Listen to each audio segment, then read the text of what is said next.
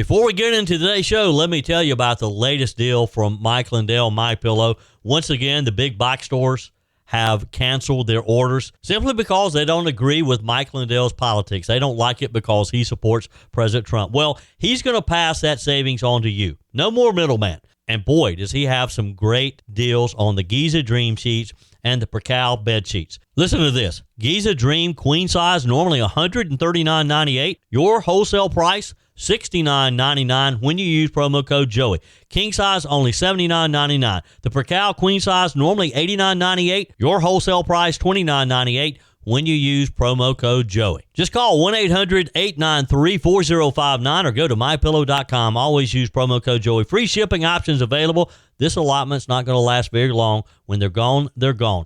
MyPillow.com. Promo code Joey. Thanks for joining me in the PhD Weight Loss and Nutrition Studios. To lose weight for the last time, visit myphdweightloss.com. U.S. Central Command said Sunday that a 7th U.S. service member has died from injuries sustained during Iran's initial wave of attacks across the Middle East in Operation Epic Fury. We have an update for you. Also, breaking news from Iran over the weekend. Mojtaba Khamenei, the son of slain Iranian leader Ayatollah Khamenei, has been named the regime's new supreme leader, according to Iranian state media. We have an update on that as well. President Donald Trump says he won't be signing any new bills into law until the Save America Act is passed by the Senate, which may be a tall order with just 53 Republicans seated and the 60-vote filibuster threshold a high hurdle. Also, a South Carolina judge has denied stand-your-ground protection to the man who rode with Weldon Boyd as they pursued Scott Spivey for miles before killing him in a roadside shootout nearly 3 years ago. It's a busy day, so let's jump right in.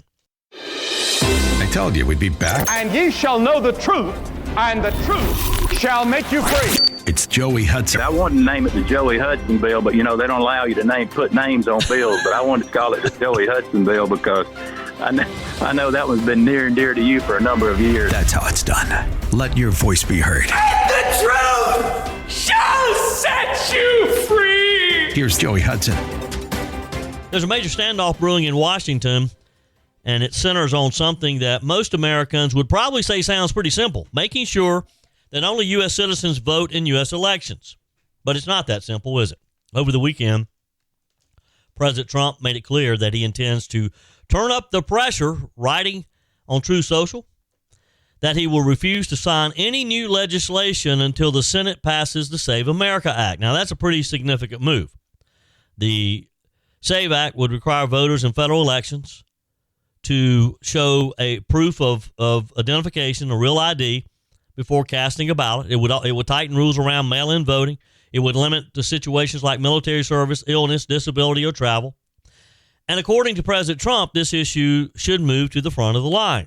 In his words, it supersedes everything else. But here's where things get a little complicated. Because in the United States Senate, nothing is ever as simple as it sounds. Republicans currently hold 53 seats. But to move most legislation through the Senate, you need 60 votes because of the filibuster rule. Now, that means at least 7 Democrats would have to join Republicans to advance the bill. Right now, that probably just ain't going to happen. In fact, the only Democrat who's ever even suggested he might support voter ID is, of course, Senator John Fetterman from Pennsylvania, the only Democrat that seems to have a little bit of common sense. So Republicans are facing a very familiar challenge. How do you move legislation forward when the minority party can block it with the filibuster? That's where a strategy being discussed in Washington comes into play. The talking filibuster. Now, if you remember your high school civics class, the traditional filibuster used to require senators to physically stand on the Senate floor and speak for hours, sometimes days, to block a bill. Think of the famous scenes from old movies where senators read phone books or cookbooks just to keep the floor. Under today's Senate rules, it's a little bit different. Some conservatives, including Senator Mike Lee of Utah, want to force Democrats to actually conduct a talking filibuster. In other words, if Democrats want to block the SAVE Act, they would have to stand on the Senate floor and publicly argue against requiring proof of citizenship to vote. They would have to keep the floor. They would have to stand there. They'd have to talk for as long as it takes. Politically speaking, That could put Democrats in a very difficult position because polling consistently shows that voter ID requirements are very popular with the American public, often supported by large majorities across party lines. This is a bipartisan issue. Supporters of the SAVE Act say the idea is simple. You need identification to board an airplane. You need identification to buy alcohol. You need identification to enter any government building when you're there to subscribe to government services. So why wouldn't you need identification to vote? Simple to you and me, isn't it? That's the argument being made by Republican leaders like Senator John Barrasso of Wyoming, who says the measure is just good common sense, and it is. But inside the Senate, even some Republicans are hesitant about forcing the dramatic showdown that a talking filibuster would bring. There doesn't appear to be an appetite for it among some Republicans, which makes no sense. The old gentleman's rules are getting in the way. For one thing, it would take time. If Democrats decide to talk for hours or days, Republicans would have to remain present to maintain a quorum, essentially keeping the Senate locked into a prolonged debate. Well, isn't that what we're paying them for? What's the big deal? Now, some veteran lawmakers believe that could slow down the rest of the legislative agenda. One of the most notable skeptics is former Senate Republican leader Mitch McConnell, who has reportedly opposed forcing the strategy. At the same time, the political pressure is building. Because, again, keep in mind, most Americans support this. Most people, like you and me, we don't understand why you just can't get the job done. If a majority of Americans believe that this is how it should be done, that people should have to show that they're citizens before they vote. Now, House Republicans have already passed the SAVE Act, and they're urging the Senate to move forward. Meanwhile, the Senate's also dealing with another major issue, funding the Department of Homeland Security. That's going to be coming up very quickly here. We got to get it funded in order to get past this partial shutdown. That funding fight has already created tension between Republicans and Democrats, with warnings that a shutdown of DHS operations could become a real possibility if Congress cannot reach an agreement. So it's almost like some of the Republicans don't want to spend political capital on the SAVE vote, on the SAVE Act, because they want to be able to get funding for DHS. I say, why can't you do both? Senator Barrasso says the priority right now should be both securing elections and funding national security agencies. I agree. And he warned over the weekend that the threat of terrorism remains serious, particularly given rising tensions overseas and warnings about potential sleeper cells or cyber threats. I'm frankly quite amazed that we haven't already seen some type of domestic issues with the war on Iran. We've been told for years now that we have sleeper cells in America from some of the Iranians who have snuck into our country. So what you're seeing here is a classic Washington moment. A popular policy proposal, something most Americans agree to. We got a divided Senate, procedural battles over rules, and a president trying to apply pressure to move things forward. It's part of his agenda. President Trump's message is clear. Pass the Save America Act first. Again, I say, why can't you do them both? Just go back to work today, get back into Washington, and do your job. Until that happens, the president says he's not going to sign any other legislation, so we're going to be shut down anyway. Now, whether that strategy works remains to be seen. One thing is certain. The fight over election rules, who can vote, how they vote, what identification is required, is not going away anytime soon. And when we just need to go ahead and get it done, we need to get it resolved, particularly in this election year. With another election cycle literally already starting, I mean, we'll have filing here in South Carolina middle of the month. We've already had some primaries. Last week, you had primaries in Texas. The election is just around the corner. Debates like this one will continue to shape the national conversation until it's done.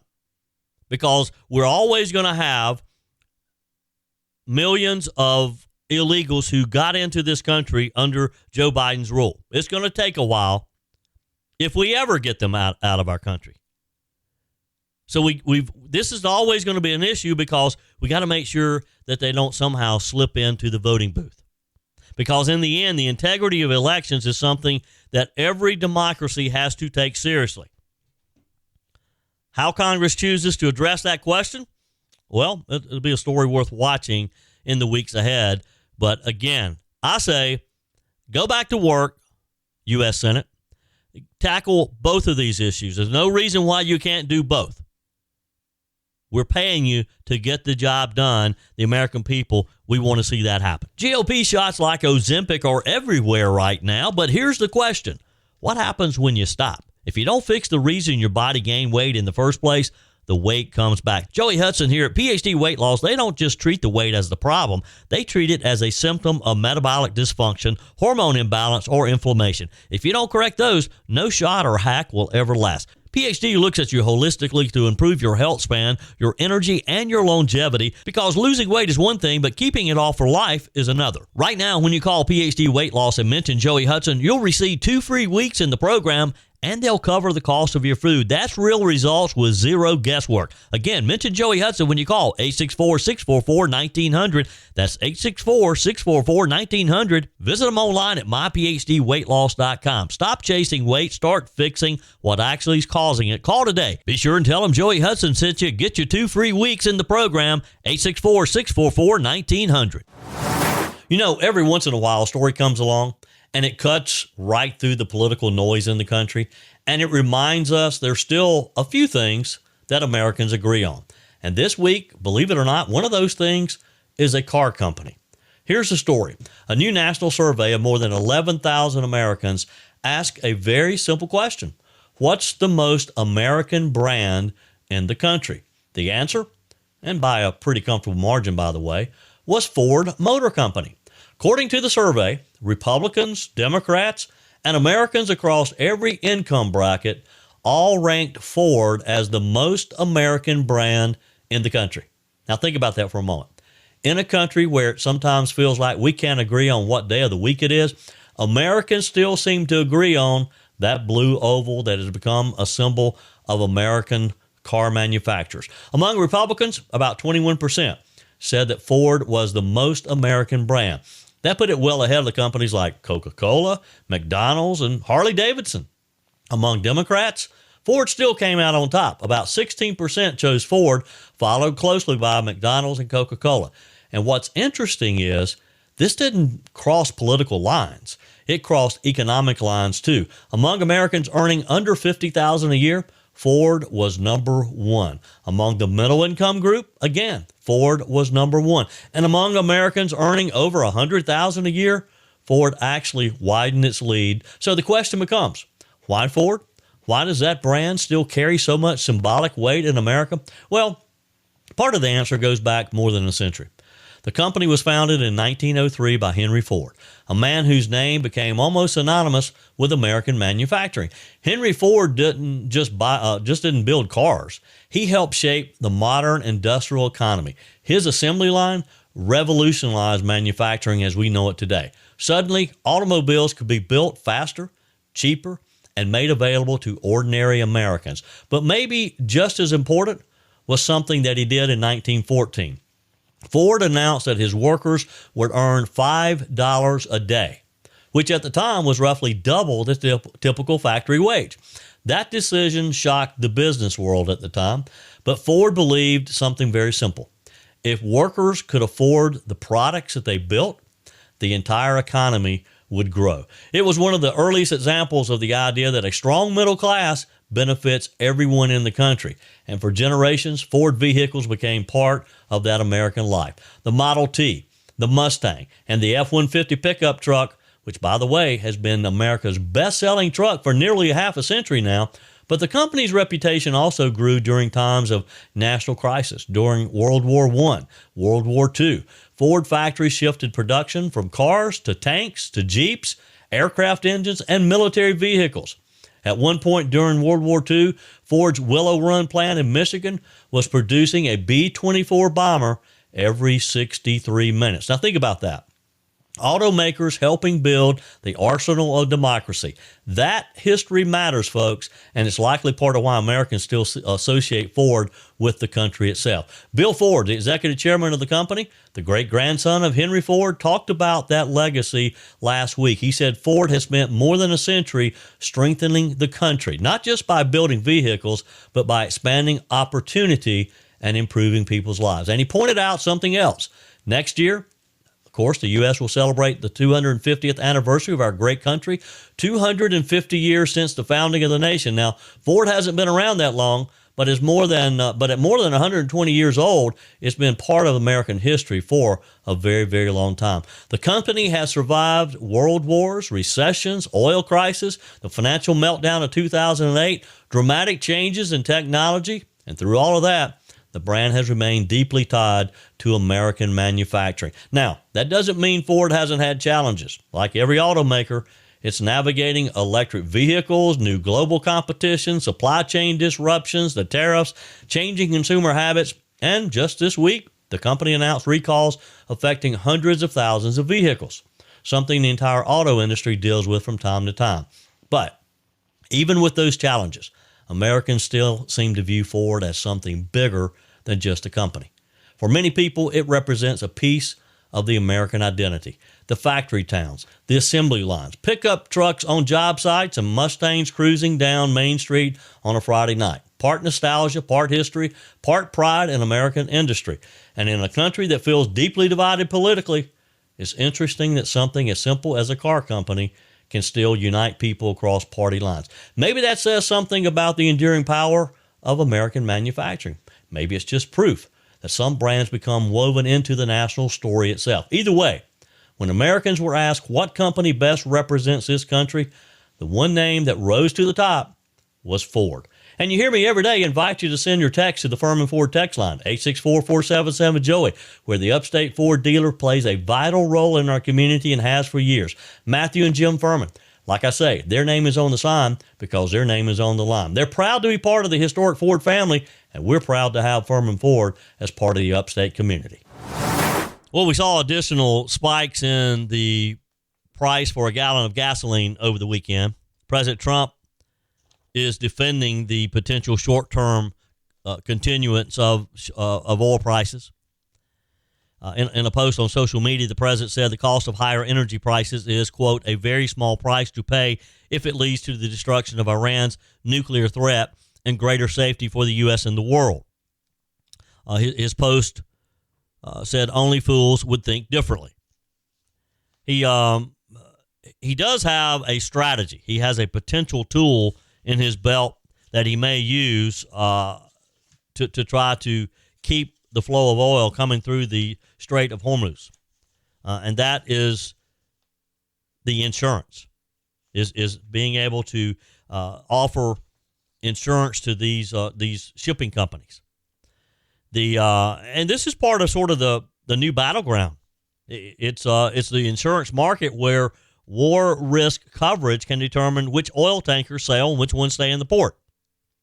So with the conflict driving gasoline prices as we've seen higher as we've seen this past week, the White House is weighing steps to keep oil flowing through the Strait of Hormuz. That's of course the narrow passage between Iran and Oman, carries roughly 20 million barrels of oil a day, about 1/5 of the global supply of liquefied natural gas. When we have conflicts in that region, it can disrupt that flow. President Trump says the U.S. could use a government-backed insurance program to lower war risk premiums for vessels in the region. Under a backstop, the government would absorb part of any major losses, easing pressure on private insurers and ship owners. We'll see. Probably a pretty good idea. Kind of scares me a bit, though, that we're going to take on, the American taxpayers are going to take on that risk. We know now who the new leader in Iran is going to be. Mojtaba Khamenei, the son of the slain Iranian leader Ayatollah Khamenei, has been chosen as the regime's next supreme leader, according to the Iranian state media. They announced it yesterday. He's 56 years old. He has been dismissed by President Trump as a lightweight. He was chosen by the nation's elite clerical panel known as the Assembly of Experts just 8 days after his 86-year-old father was killed in U.S.-Israeli strikes on his Tehran compound during Operation Epic Fury, very early on, first day. Other strikes in the joint military attack also killed around 40 other high-ranking officials, as you may know, part of the Islamic Republic leaders. This man's wife, Zahra Haddad Adel, who came from a family long associated with the country's theocracy, was also killed in the strikes, as were his other family members. The assembly said in a statement, by decisive vote, the Assembly of Experts appointed Ayatollah Mojtaba Khamenei as the third leader of the sacred system of the Islamic Republic of Iran. While Mojtaba has been the favored successor of Iran's powerful Islamic Revolutionary Guard Corps, President Trump condemned the likely appointment as unacceptable for the U.S. and vowed that it would not bring an end to the war. The president told Axios last week they are wasting their time.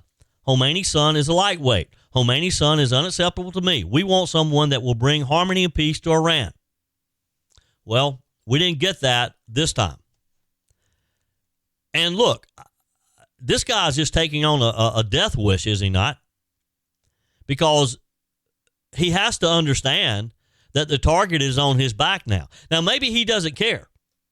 Maybe since the rest of his family was pretty much wiped out in those first attacks, maybe he figures he has nothing to lose, and so he'll serve as the supreme leader until Israel takes him out. President Trump insisted nobody will take over Iran unless he's consulted first, telling ABC News Sunday that a new leader is not going to last very long.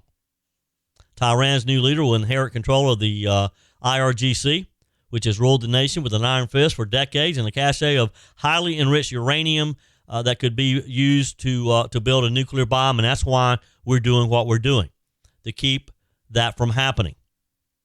Now, prior to the vote, there are 88 members, by the way, of this Assembly of Experts. They reportedly raised issues over passing the torch to the longtime Ayatollah's son. Mojtaba has been known for his staunch adherence to his father's hardline conservatism and his father's anti-Western sentiments that hallmark the Islamic Republic. His alleged issues, including reported claims he couldn't perform with his wife and had to be hospitalized for impotency treatment on 4 separate occasions, were also thrust into the spotlight as he moved to take his slain father's throne. I don't know what that has to do with leading a country, but I guess it does to them. He reportedly was wounded in an Israeli airstrike and has remained in hiding as the U.S. and Israel continue to pour missiles onto the Islamic Republic. So it's not clear if he was with his father in the compound that was decimated by airstrikes, or if he was targeted in a separate attack on the regime. The details and extent of his injuries are unclear as well. We don't know how healthy he is, or maybe how unhealthy he is. But regardless, that's who they chose over the weekend. We'll see how long he lasts. U.S. Central Command said yesterday that a U.S. service member has died from his injury sustained in that initial wave of attacks across the Middle East. This is the 7th American killed in action during Operation Epic Fury. CENTCOM posted on X last night a U.S. service member passed away from injuries received during the Iranian regime's initial attacks across the Middle East. The service member was seriously wounded at the scene of an attack on U.S. troops in the Kingdom of Saudi Arabia on March 1st. This is the 7th service member killed in action during Operation Epic Fury. They added major combat operations continue. The identity of the fallen warrior will be withheld until 24 hours after next of kin notification. You know, I was talking over the weekend about the loss of life. And according to some polls that were released last week, a majority of Americans don't support this war anyway. They support the idea that Iran is dangerous and that we need to try to limit what Iran is capable of doing as far as nuclear weapons. But overall, the American people don't think we should be fighting this war. How much longer will the American people on both sides of the aisle, because that poll from Fox News last week, the latest one, showed that that Republicans did not support the war any more than Democrats did. So it's not a partisan issue necessarily. More Republicans do support it than Democrats, but still, there's overall, it's like 73% of Americans. So, you know, I was talking with some friends, how much longer will the American people support this, the minority who's supporting it now, if we keep having American service members losing their life? Love to get your comments. Text me, email me, joe@joeyhudson.com. Leave me a message on the MyPillow message line, 864-477-JOEY, 864-477-5639. Remember to always use promo code Joey when you go to mypillow.com, and you'll get the best price Mike Lindell has to offer on all of his products, including the regular MyPillows, normally $49.98. They're now only $17.98 when you use promo code Joey. Turn any mattress into the best mattress ever. If you're thinking about getting new bedding, get the MyPillow mattress topper. You can save up to $100 when you use my name and turn that existing bed into a brand new bed. And, of course, top it off with some Giza Dream Sheets for as low as $29.98. Or the 6-pack towels. I love those towels for only $39.98. Always use promo code Joey. You can call 800-893-4059. Have your credit card ready and tell them that Joey Hudson sent you, and you want the very best price possible. Israel's top military commander warned that Hezbollah will pay a growing price as fighting intensifies, signifying, of course, that the war is far from over. Lieutenant General Zamur said Israeli forces struck Iranian force commanders in Beirut overnight, declaring that there is no safe place for the Iranian axis of evil anywhere in the Middle East. Not in Beirut, not anywhere, he said. He acknowledged that northern Israeli communities came under significant fire and offered condolences to the families of those killed. He also urged civilians to remain vigilant and follow home front command directives as rocket attacks continue. Zamur said that Israel must show patience and determination during what he described as a prolonged state of emergency, praising the resilience of the home front. He said Hezbollah is an extremist arm of the Iranian octopus. It is paying and will continue to pay a heavy price. This war will determine our future and security for many years to come. And he's certainly right on that front. Look, the Israelis are committed. It's a tough life over there right now, constantly being interrupted, running to your bomb shelter, but still they understand better than anybody they got to finish the job. Your comments are welcome on the Furman Ford text line, 864-477-JOEY. That's 864-477-5639. Emails always welcome, joey@joeyhudson.com. Speaking of the Furman Ford text line, you know, it's never been more important to support locally run businesses owned by people who actually live here in the upstate. Let me take a minute to talk with you about our friends at Furman Ford. If you're looking for a new vehicle, maybe a great pre-owned vehicle, one you can trust, or maybe you're looking to order that special vehicle. Either way, if you want a new one, a brand new one, or a pre-owned that you can trust, the folks at Furman Ford, they're there to help you. Their name is on the sign because their name is on the line, because every single transaction is important to them. Jim Furman, Matthew Furman. They do business the right way. When you stop by, when you give them a call, or maybe when you just send them a quick email, you're always going to have access to a member of the Furman Ford family. And by the way, they also offer great service, and you're not going to have to wait weeks and weeks to get it done. And you do not have had to purchase your vehicle at Furman Ford. Doesn't even have to be a Ford. They service all makes and models. Visit my friends at Furman Ford online at furmanford.com, furmanford.com.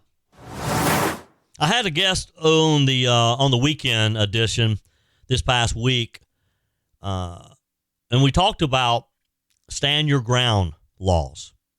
Doug Lawson's his name. He's a great instructor for gun safety and getting your concealed weapon permit and everything. And we talked about, when can you protect yourself with your firearm?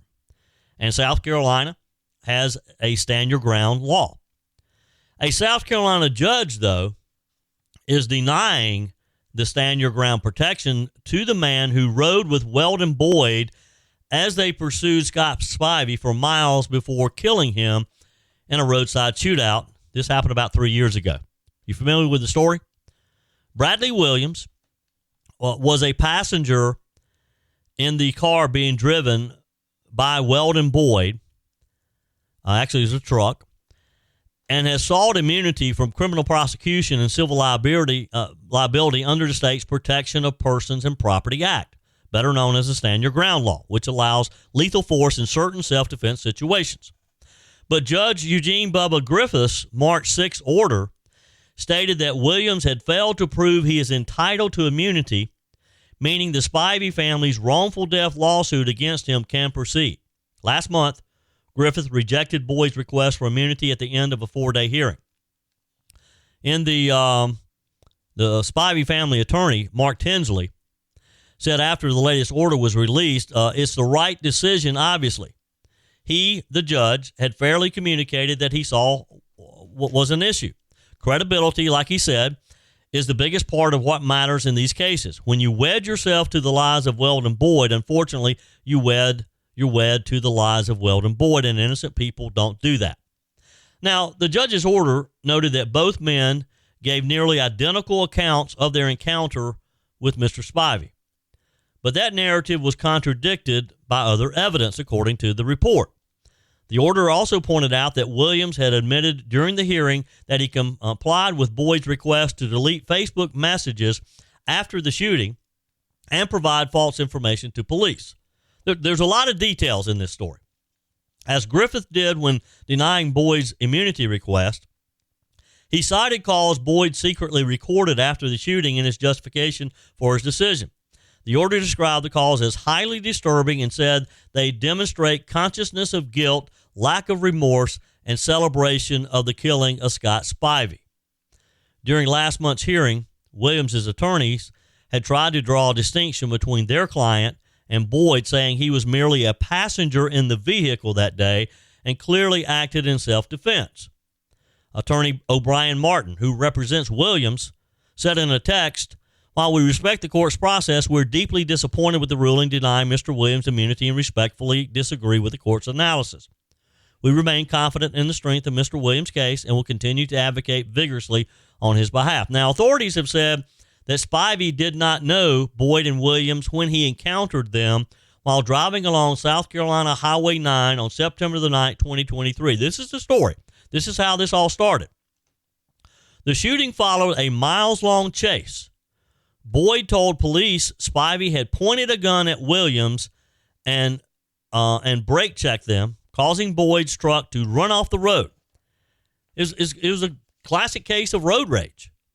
As he followed Spivey, he called 911 and told the dispatcher what he was doing, saying, "He's trying to run me off now." And they had their guns out. Boyd told the dispatcher, "If he keeps this up, I'm going to put him down." When Spivey turned onto Camp Swamp Road in northern Horry County, this is down near Myrtle Beach, Boyd followed. Spivey then got out of his truck with a gun. Boyd and Williams told police that Spivey started shooting at them, prompting them to return fire. But the closest witness, a Virginia man driving to the Myrtle Beach area with his wife, said Spivey told Boyd to stop following him and slightly moved his arm before the gun erupted. The witness said he never saw Spivey point his weapon. So there's some conflicting data here. The witness's account was noted in the judge's order. The judge also pointed out that the pursuit reached speeds in excess of 100 miles per hour before Spivey pulled onto Camp Swamp Road.